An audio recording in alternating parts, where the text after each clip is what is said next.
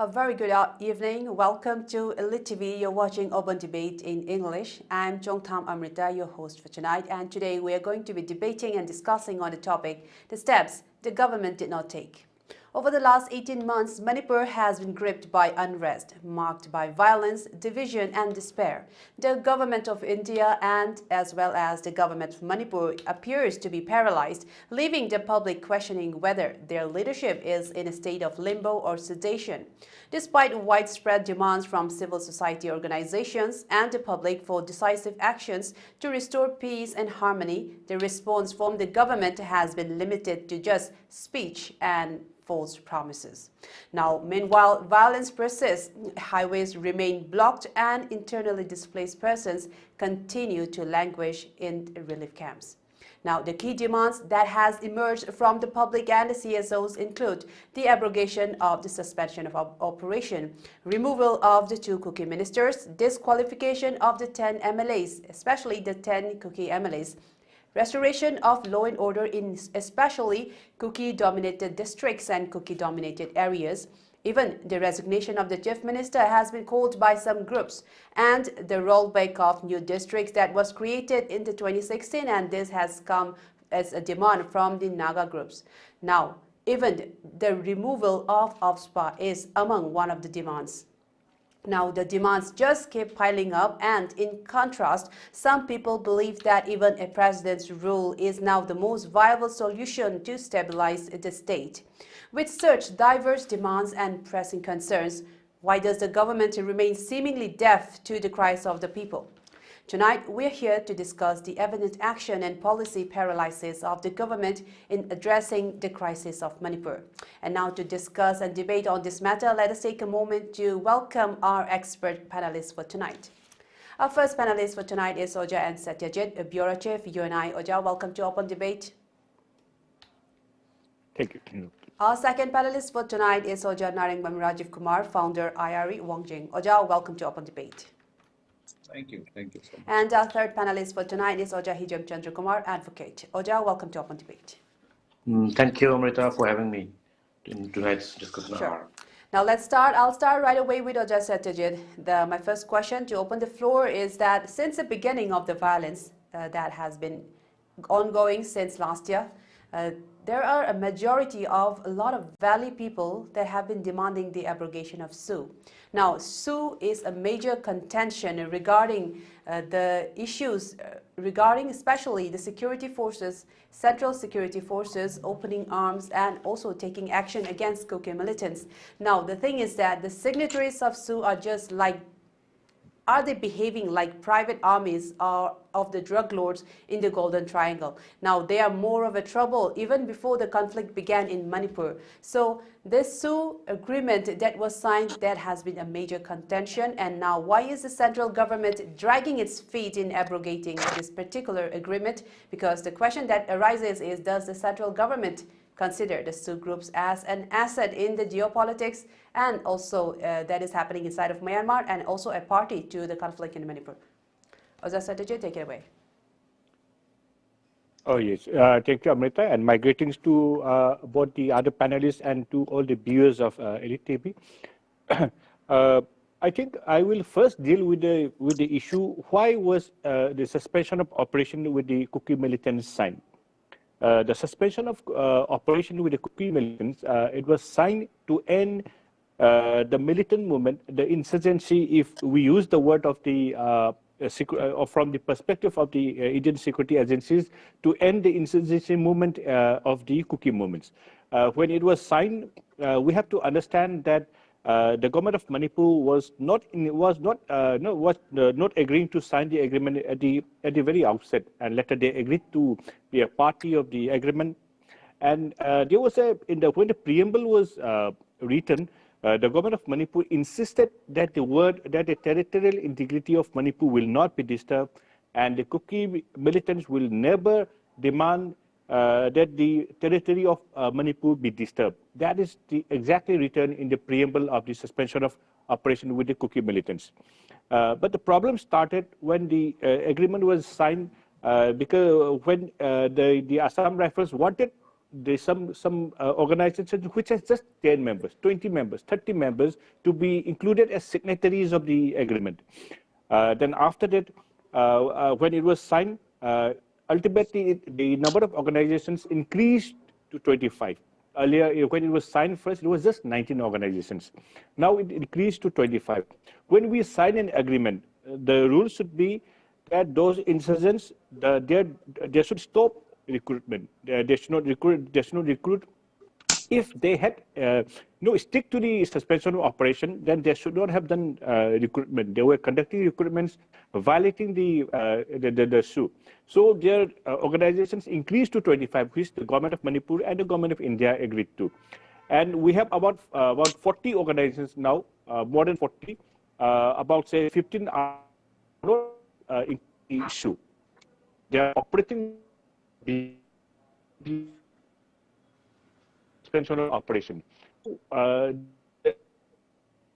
issue of cookie militants, it was not promised earlier. It goes to May 2000. SATYAJEET, you seem to be breaking up. Please check your internet connection. I think it's because of the internet connection that you're breaking up. And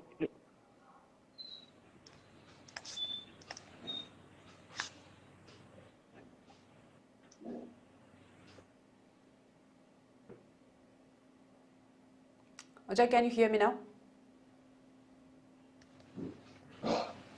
Not on.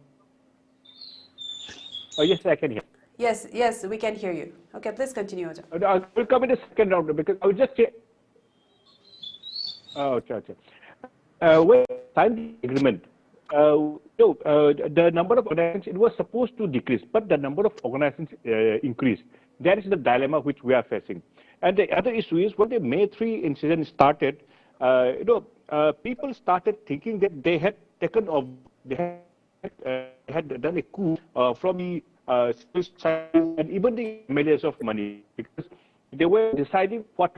And if you look at the representatives of Manipur, they were saying that they will do as desired by those who are under SU. That means those people who had been under SU, they have been dictating the terms and they are doing whatever they want in Manipur crisis. And the other issue is these people, we should know how to deal with them also, because their leaders, when they came here, most of their leaders are Myanmar-based. They are not Manipur citizens. And if we look at their backgrounds also, we are not sure about their backgrounds, because in international politics, there is a tendency to infiltrate people who are properly trained by international organizations. Because since they are Myanmar citizens and they speak, they are very fluent in English. Basically, Myanmar is not fluent in English. They basically speak Burmese, and they do not speak English very well. But these people who are coming to Manipur, they speak English very well.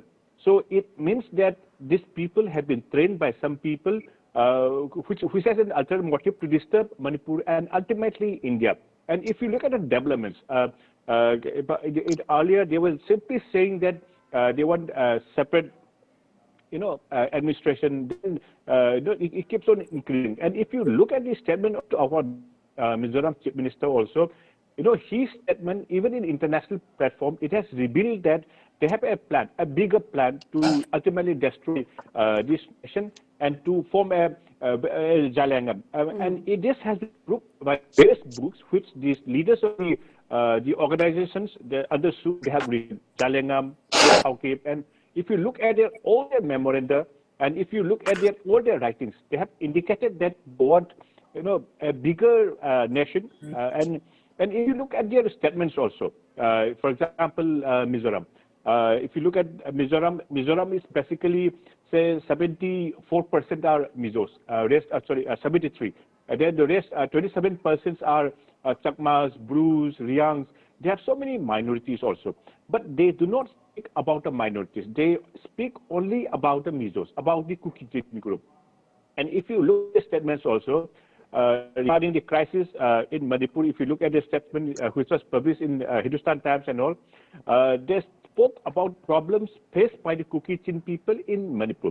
That means that they are not real representatives. A government, a spokesman of the government, a leader of the state, a minister of the country, of the state, is supposed to speak for the whole people. He or she represents the entire people of the state.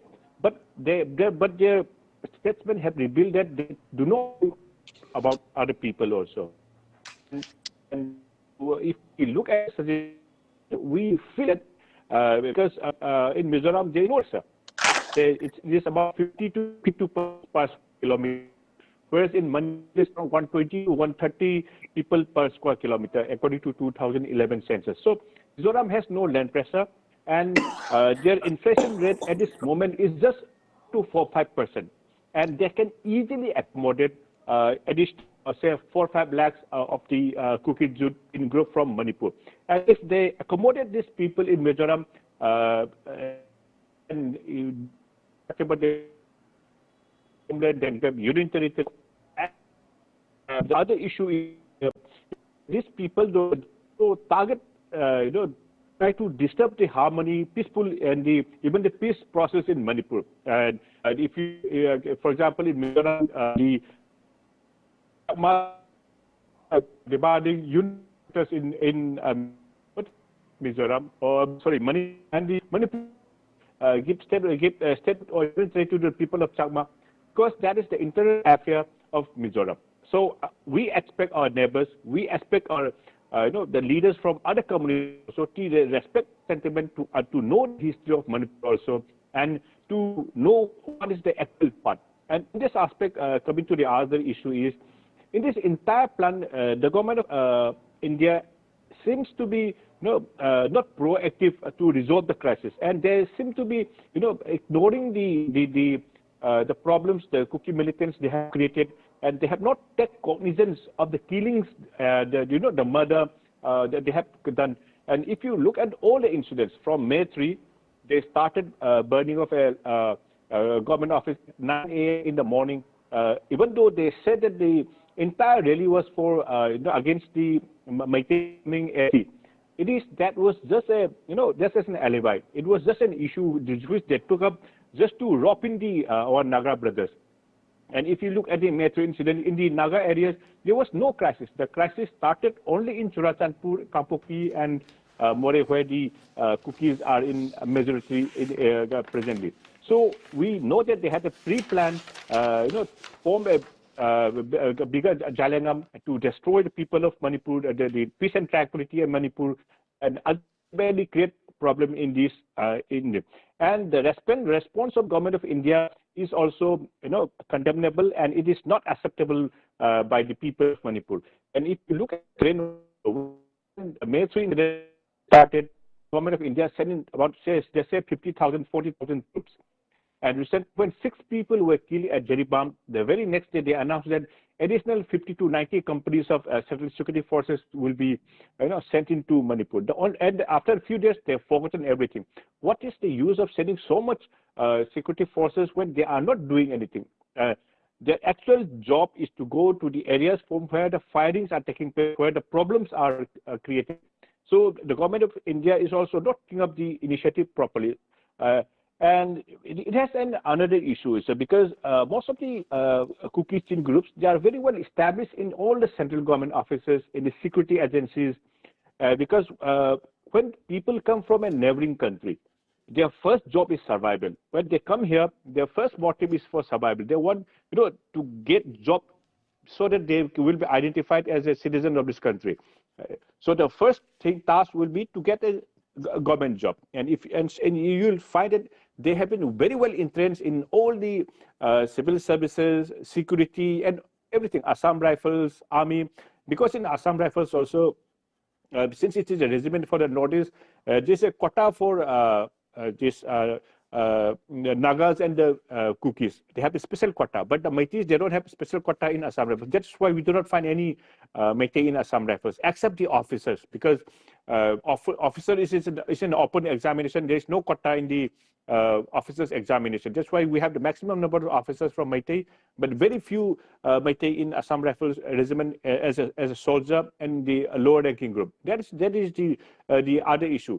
And the last issue is the government of India seems to be interested in resolving some other crisis like the Manipur-based insurgency, because they thought that when the people were attacking the Manipur citizens, especially those living in the living in the valley area, they thought that people living, especially insurgents group living in Myanmar and other area, they will come in and they will, stop the fight and they will crush the Manipur-based insurgents. That also did not happen.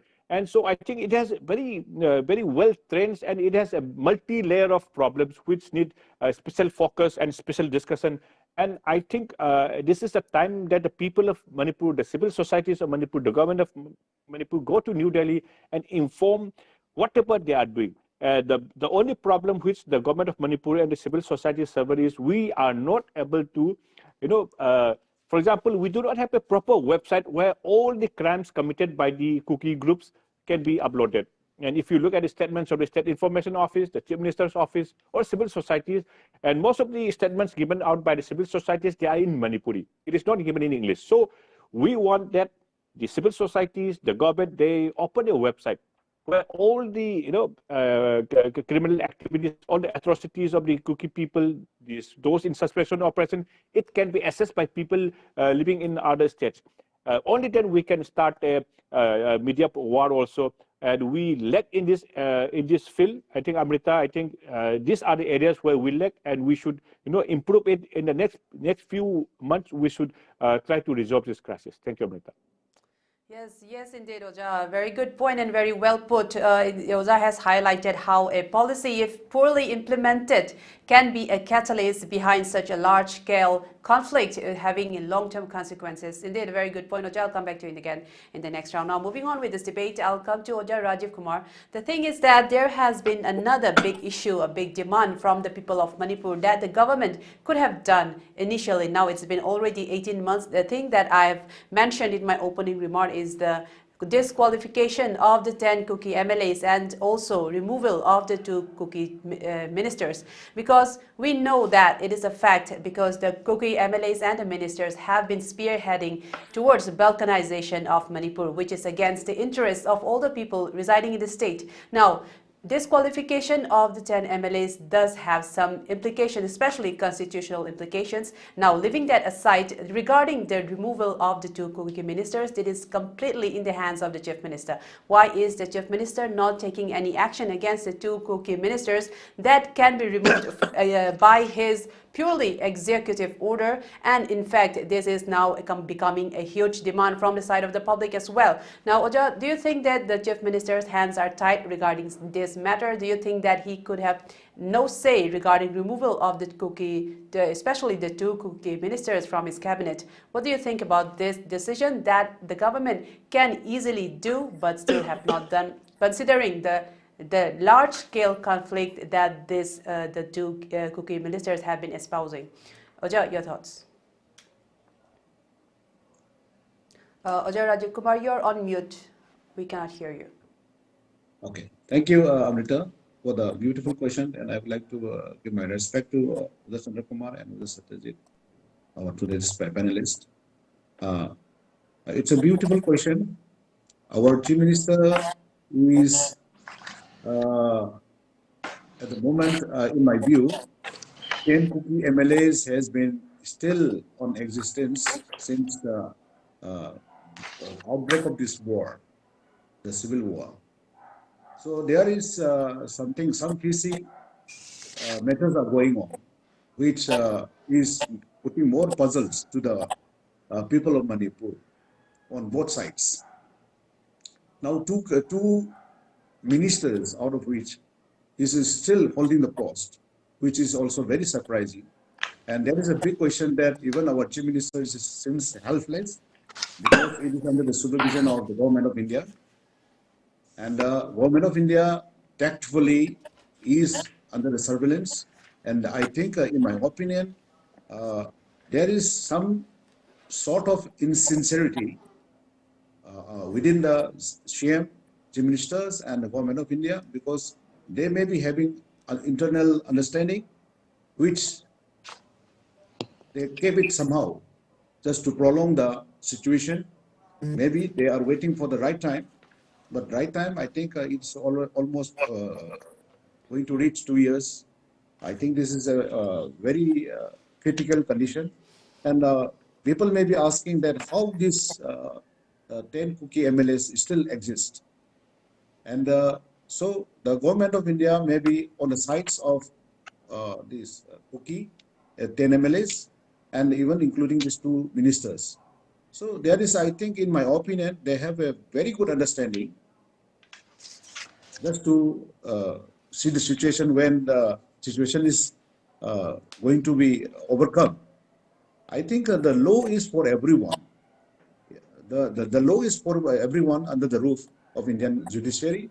One cannot judge any cases or any culprit biasly. There is a clear visibility that the eyes of the law is not doing justice, equal justice to everyone. And so recently, there was a killing of 6 innocent people, including a very infant child, which was brutally murdered, raped, and molested. And no national medias are taking up this issue. So even the securities are sent to Manipur in terms of thousands, in terms of battalions. So where are they? Even the politicians across India are not talking that with a sensitivity.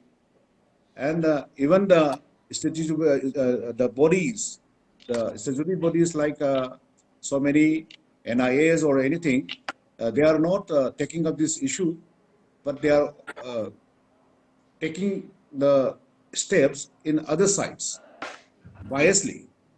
So naturally, there is a mistrust between the two communities, and this has become more prolonged, and this has become more worsened day by day. I don't know whether the Chief Minister is having a very good understanding with the government of India, or they are having a very internal understanding is there, but the situation has become so critical. In my opinion, that there is something fishy is going on. The rule of law is not there. There is a hidden agenda, and they have also, because this cannot last actually long, because it may be in some others, say, for example, 10 cookie MLAs, how can they stay so long? When the two ministers are not attending the assembly for so many years, so many months, how can they stay back? So these are the conditions. And so, in my opinion, they certainly have some certain hidden agendas, which they have internally, they have understanding, along with the two ministers or even 10 cookie MLAs, they have a very internal understanding. That is why they are still stable, and they are not, they're still holding the post. And maybe they have a very strict warning from the center not to interrupt the post of these MLAs and the two ministers, including two ministers. I think this is the very high command instructions not to disturb the ministers for some time. So maybe they have a very systematic understanding in the system of this government. So these are the conditions which I can see. But in the eyes of the people, there is a big confusion that whether this is really doing justice or not justice. So this has become very big questions, and one can easily understand that there is a proper understanding with the higher authority of the government of India and our Chief Minister. So our government is, maybe they are dictated, or they are manipulated, or they are even handling the things from the center. So our Chief Minister is maybe he is helpless on the situation, or he may be waiting for the right time just to act on the situation. This is what I can see. And this politicization of 10 MLAs is actually, it should be done long time back.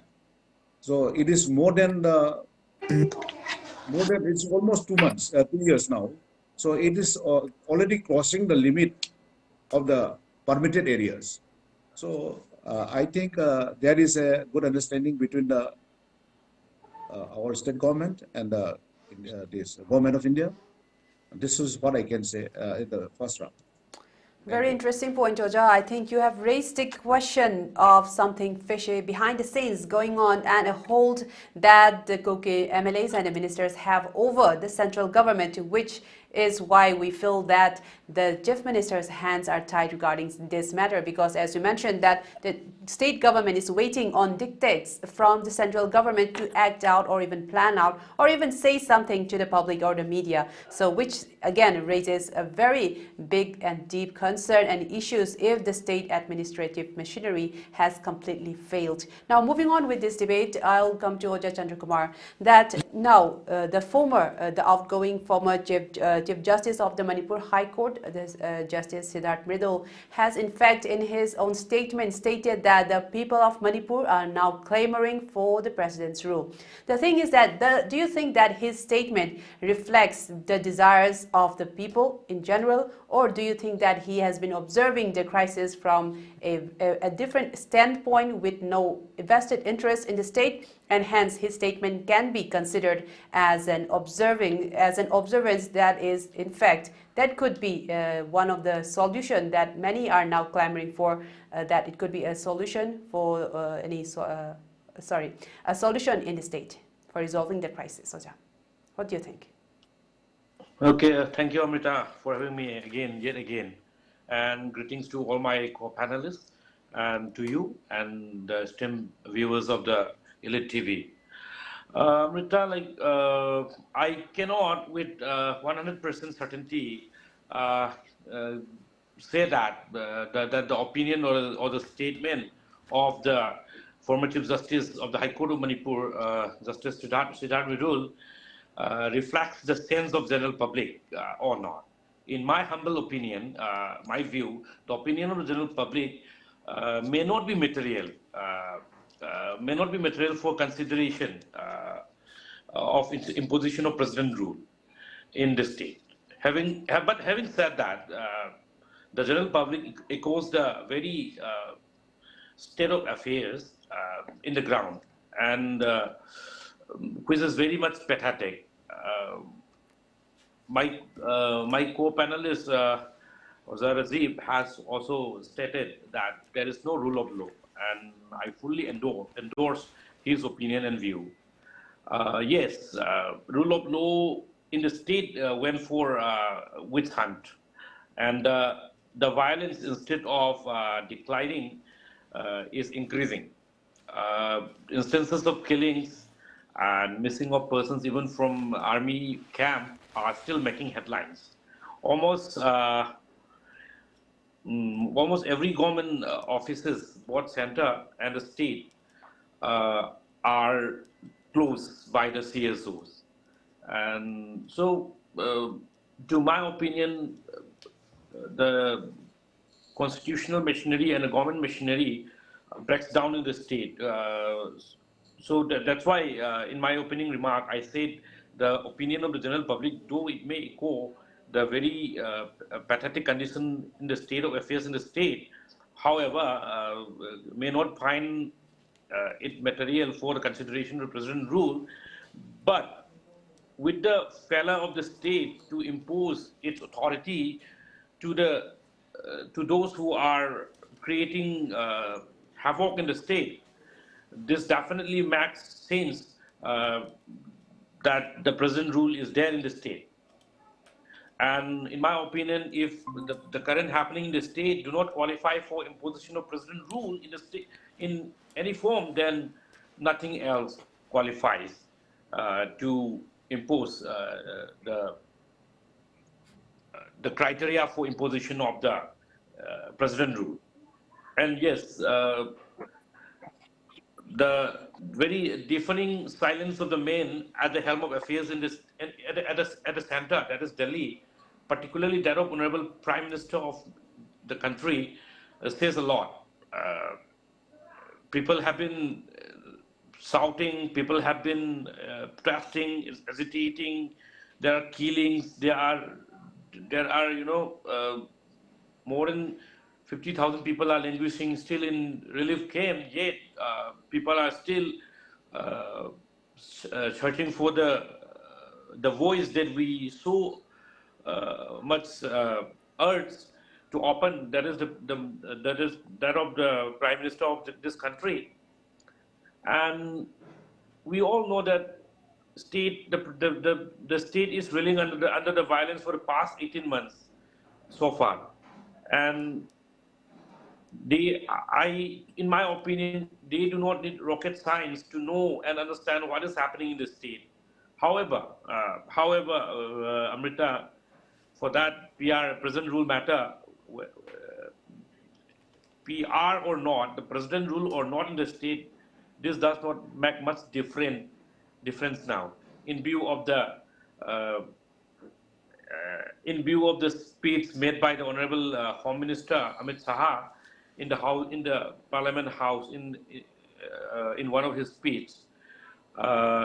So everyone knows who is running the show in the state. That is quite reflected in that speech, in which Union Home Minister was saying that the Chief Minister of the state is highly cooperating to the extent of changing and appointing of the key position in the state to that of Chief Secretary, DGP, and Security Advisor.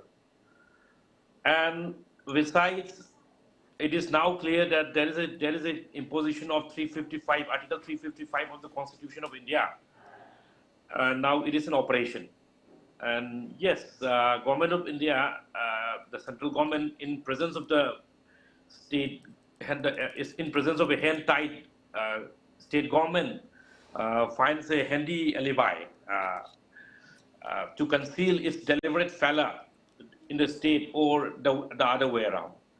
So in all this, the constitutional scheme of federal structure is the casualty, particularly in the state of Manipur. That is my view to the first round of your questions. Indeed, very true, Oja. Very true statements coming from your views as an advocate of, as well. And regarding the imposition or non-imposition of the PR, that doesn't matter, because now the situation has come to that extent, because it is now left to the hands of the central ministries and also the central leadership to really come to the resolution of this crisis. Oja, thank you so much for your point. Now, moving on with this debate, I'll come to Oja SATYAJEET once again, that we have been discussing regarding the statements made by former Chief Justice Siddharth Mridul, if imposition of PR in the state is viable or not. Now, a statement made by the former Union Home Secretary Sri G.K. Pillai, he said that the Chief Minister of Manipur, Sri N. Biren Singh, should be investigated for demonizing all the cookies as refugees or as illegal infiltrators. These are his words. Now, the thing is that even though he said he also kind of supported the imposition of PR, he also made a statement that is somewhat of a different take, a different angle, saying that the Chief Minister should be investigated for demonizing all the cookies. Now, do you think that this statement has some truth or some weight in what has been happening in Manipur? Because since the second term of the Chief Minister, there have been a lot of hubris in the report in the media as well. Do you think that Sri G.K. Pillai means to say that this does in fact have been a catalyst in the conflict that we are seeing now, or do you think that his statement comes as something from a different tangent? What do you think about this statement, Oja? Amrita, I had to change location because in my area the power snapped, so I had to change location. I had to refix. Yes, it's to much do it very clearer fast. now. Yes. Yes, thank you, because there was no electricity in my area. Okay. So coming to the issue, I would say that in the Manipur crisis, what we are seeing is the problem of people who are supposed to speak are not speaking, and people who are not supposed to speak are speaking. That is the dilemma which people of Manipur are experiencing now. People of Manipur want action. People of Manipur want security. People of Manipur want to go on the national highways. People of Manipur want their children to go to school and colleges. People of Manipur want to, to improve the economy. People of Manipur want to organize. For example, in our neighboring state, they are organizing the Hornbill Festival. People from all over the world are coming. And unfortunately, this is the month when we used to organize international tourism festivals, the Shanghai Festival, the International Polo Tournament. that we are not able to do, and that we have not been able to conduct it for the last 2 years. These are the major issues which people are experiencing. But all the other issue is, rather than commenting on all the human problem, human crisis, humanitarian crisis which people of Manipur are experiencing, some people, to gain the political mileage, just to have some space in the media, they are giving speeches which are not acceptable to the people of Manipur, which rather create problem in Manipur and the entire, which help, they are just like pouring oil in a fire.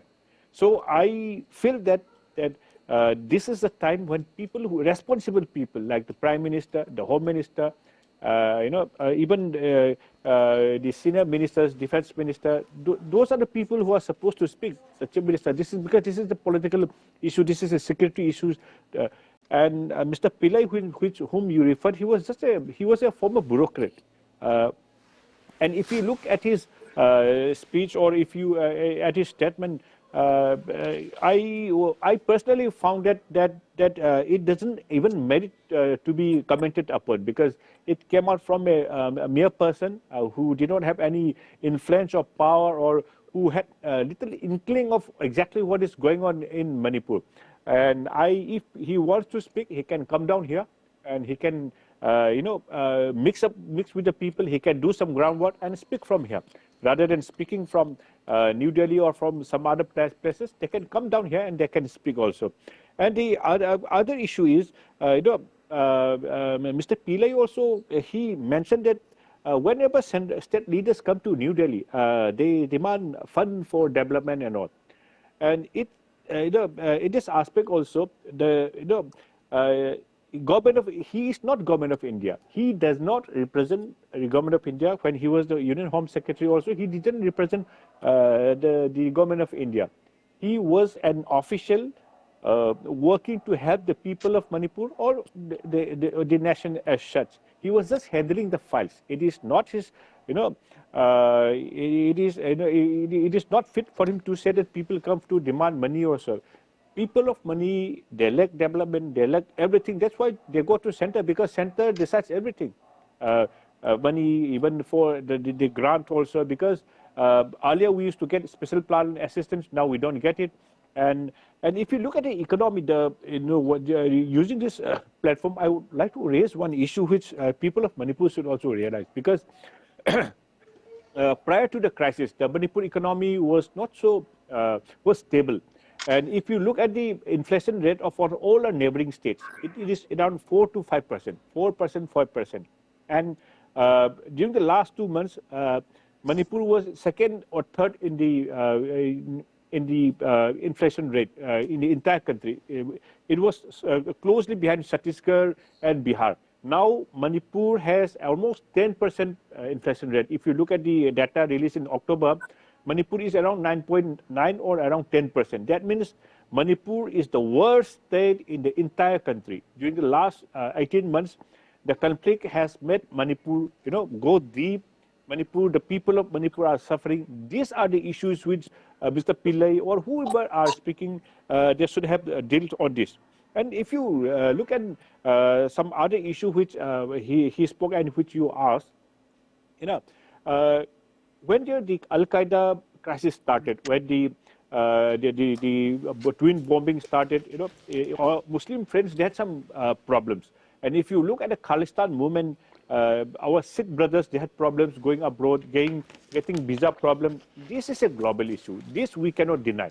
And if you look at the Manipur crisis, since most of those people who have started the crisis, those who have signed the suspension of aggressions, and those who have started coming to Manipur from the 19th century, especially after the Treaty of Yandabo, people from our neighboring country, they start from the Chin region, they started coming to Manipur. They have been given citizenship in India, they have been given citizenship in Manipur. Slowly their population increased, and they have started lots of problems. And most of the area where the illegal poppy plantation are going on, those are in the Kuki Chin areas, Kuki Hill areas, dominated by the Kukis. It is not Kuki Hills, but the areas dominated by the Kukis.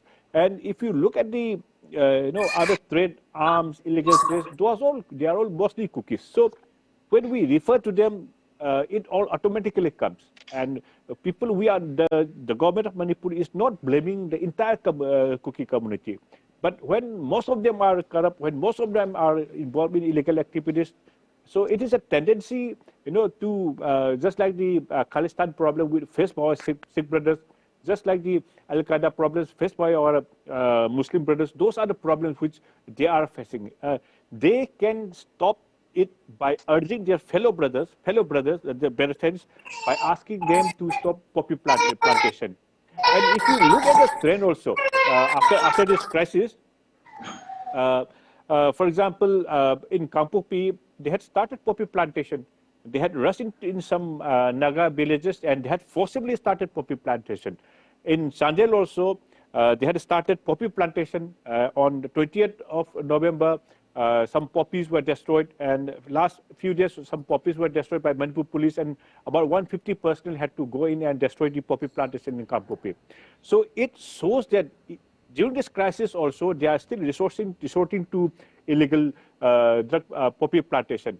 And if you look at the real agenda of why they are demanding separate status, separate union territory, is because they want a region where they can have where the poppy planters, where the drug dealers, where the mafia from Myanmar, they can control the hills of Manipur. And in this aspect also, the people of Manipur and the government of Manipur, they should send a very clear-cut message. They now have come to Manipur, they have now settled in Manipur, even though they started coming in the 19th century, after the Treaty of Yandawo, when Narsingh was the king of Manipur. They started settling in the Thangjing Hills. Slowly, after the 1970s, around 1980s, they started settling in Sadar area, that is Kampupi now.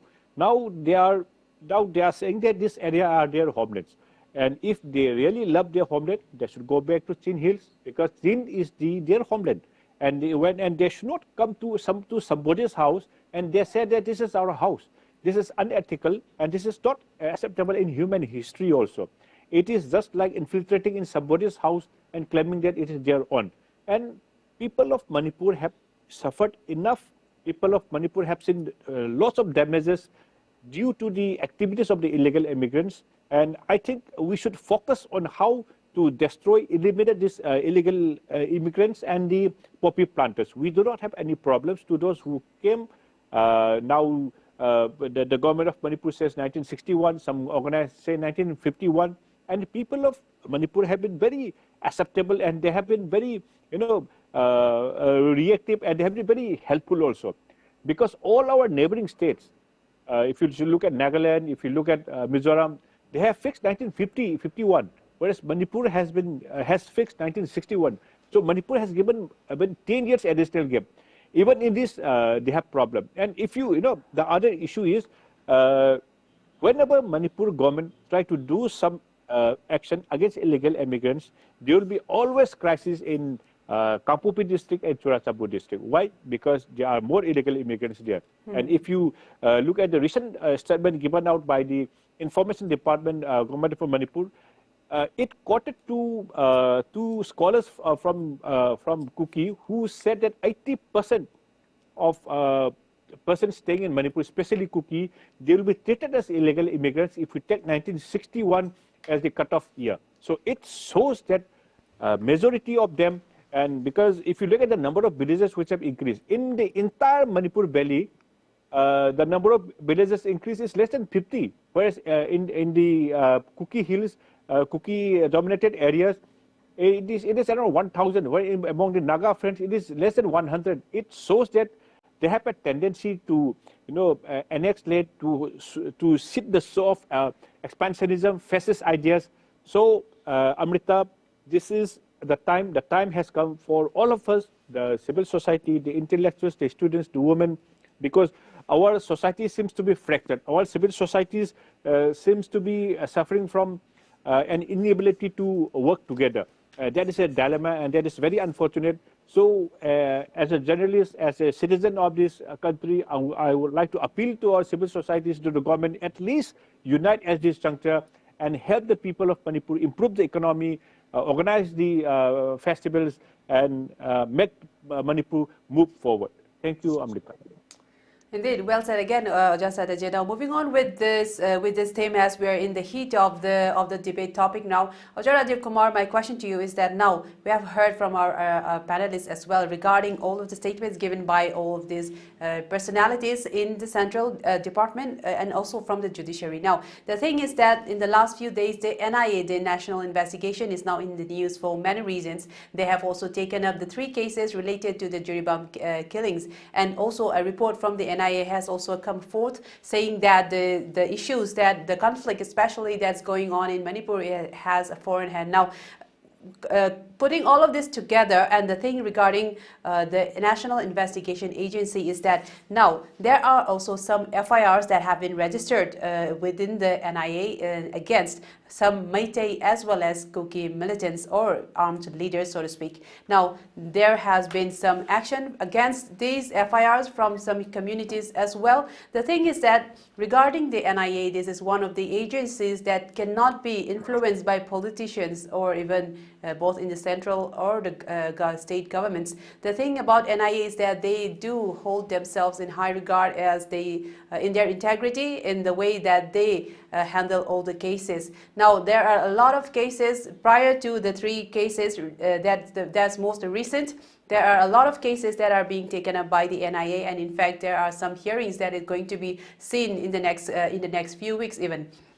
Now, the thing is that, do you think that hindering the process of the NIA would be, or even such clamor, such voices raised by a lot of Merapaibis regarding the FIRs that has been lodged against some armed leaders, do you think that it would be beneficial? Because at the end, in the interest of peace and normalcy in the state, it should be well thought of by the people for the NIA to take the law in its course and to let the law run its full course and take the NIA lead their own investigation in their own way. So, Joe, what do you think about this? Would you agree to that? Amrita, the interference of the NIA at this moment is quite acceptable, no doubt. The National Investigation Agency, NIA, has intensified its focus on ethnic classes now happening in Manipur. I think, see, if you, I would like to ask raise one issue, that why NIA has interfered only now. Had this situation be anywhere in any part of India, within this communal classes, I think they will not be a spectator for a long time like this. It is almost 2 years now, and why NIS has taken the step only now. So this is a very serious issue, and I would like to put that NIA has taken up, no doubt it's led or never led. They have at least come up to just to handle the cases with the 3 important critical cases recently happened in GOVT or whatever, the abduction and the murder of 6 individuals, and even this the GOVT event of killing 1 woman. Okay, that's fine. That's very acceptable. And the NIA being a very influential organization, and which is purely non-political, so they must take this step long time back. That's what I mean. And NIA has no doubt whether they are coming back right now and seeing the situation and handling the 2 communities equally is very important. It should not be biased now, because people of Manipur has lost its confidence to anyone talking on issue. Maybe NIA, maybe whatever, any agency coming to Manipur just to handle any issues, because people have lost trust on Indian government, because everything has been done diplomatically or with a hidden agenda. That's what even the collapse of the security reasons, the national medias are still holding points here, because I'm repeating once again. So we have to see certain areas, because let me come to NIA after this, and I just want to put some more points on that. And the biggest area which we can discuss is the mistrust. Because NIA, when they come to Manipur, just to handle and to equalize and normalize the situations, they have to see the two communities equally. And my suggestions and my eagerness, the question is, why NIA has been delayed so long? That's what I mean. And when the situation has become so much critical with the death of about 200 people, precious lives, and thousands of displaced since the outbreak of the war. So I think they should not be a mere spectator, because they are the only agency which can control all these factors. Because when they come to the situation and book some certain culprit which they find it justifiable, when they are coming to capture or the book some culprits of the recent past, not the previous past. I think this is not fair. It should have been done long time back. That's what I mean. And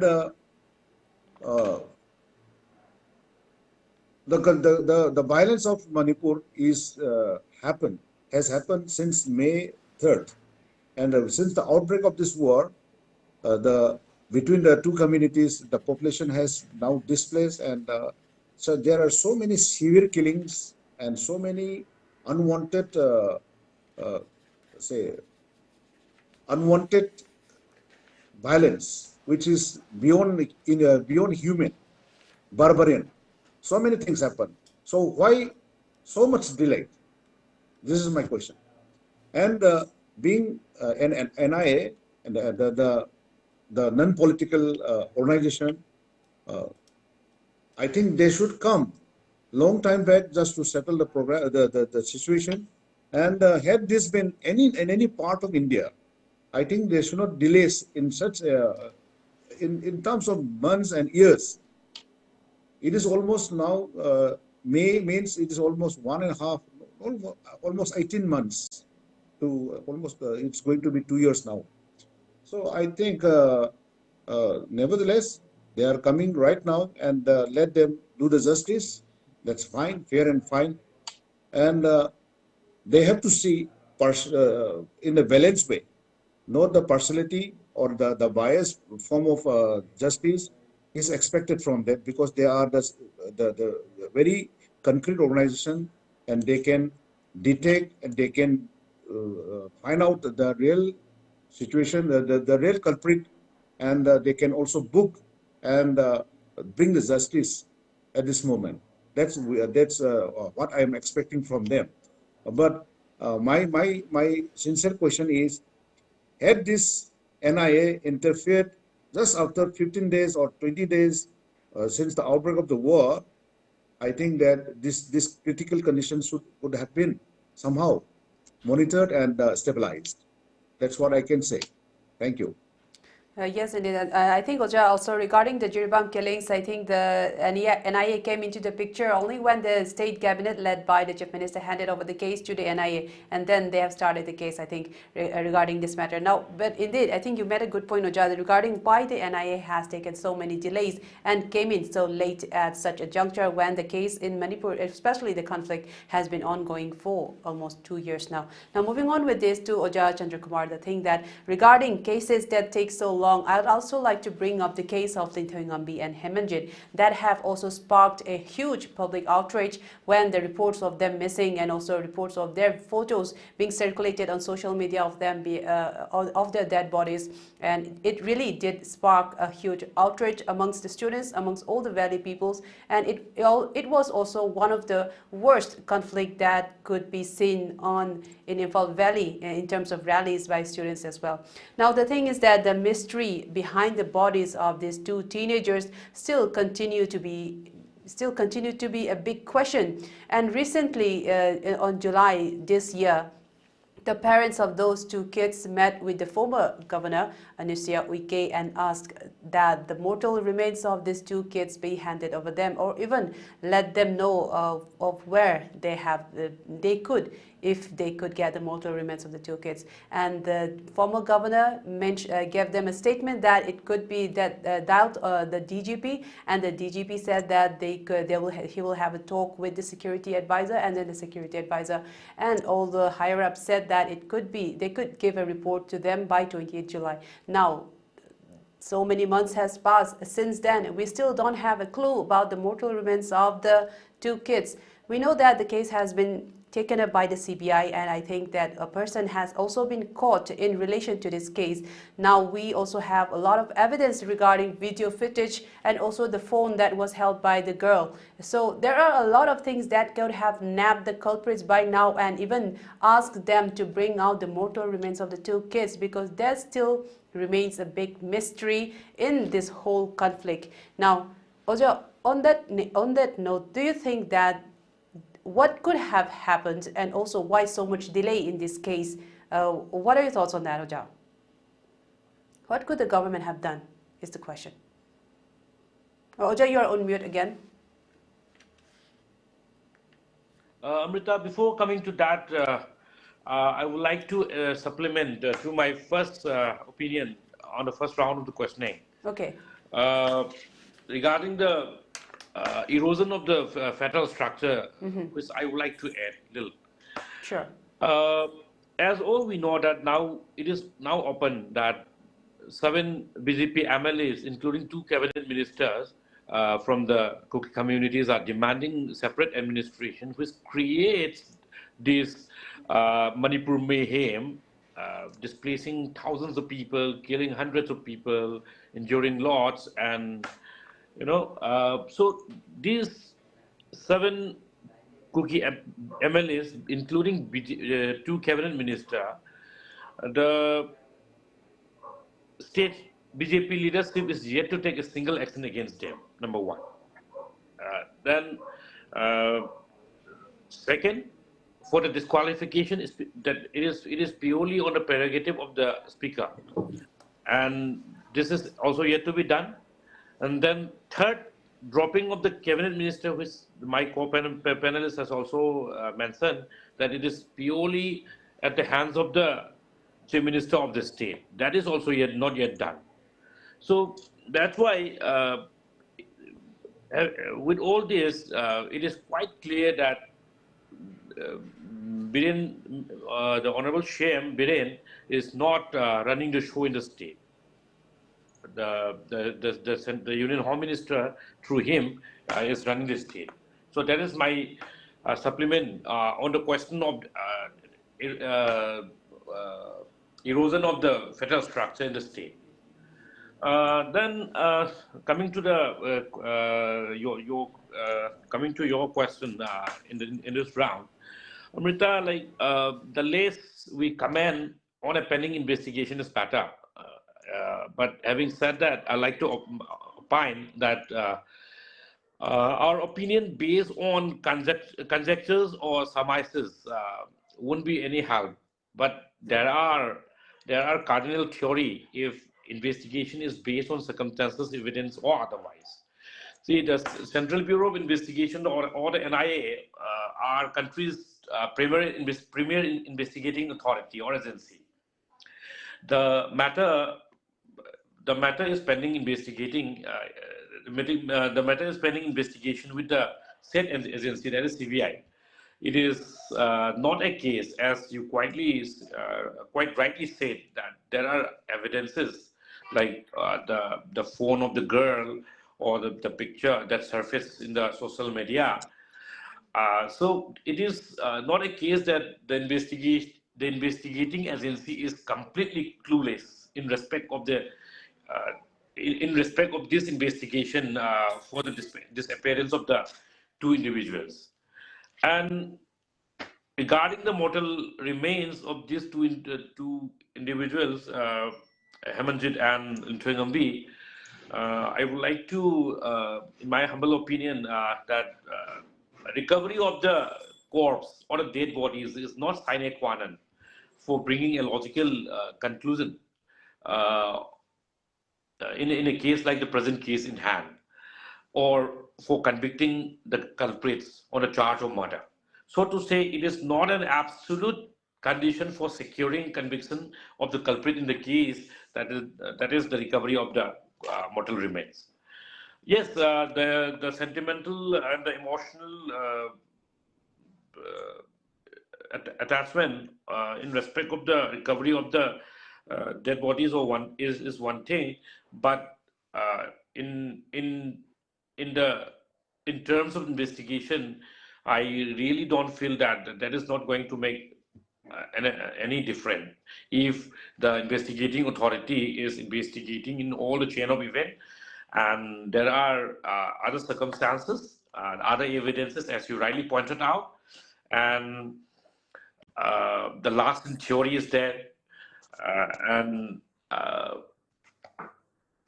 while endorsing Mother Teresa's view, I would like to say that even if the investigating authority if comes lately on the scene, I like to say better late than never.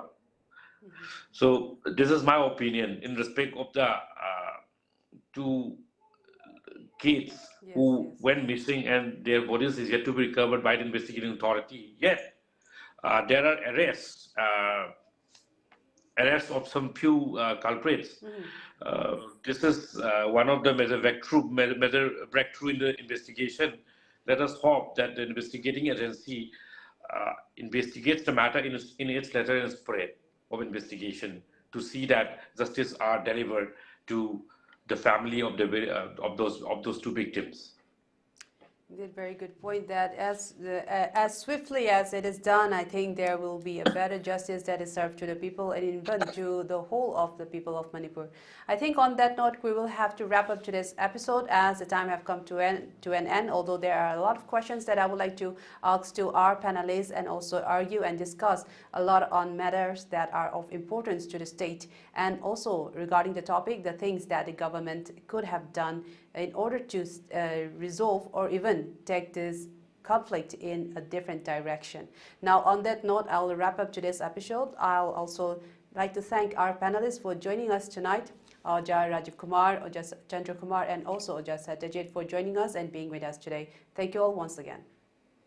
Thank you.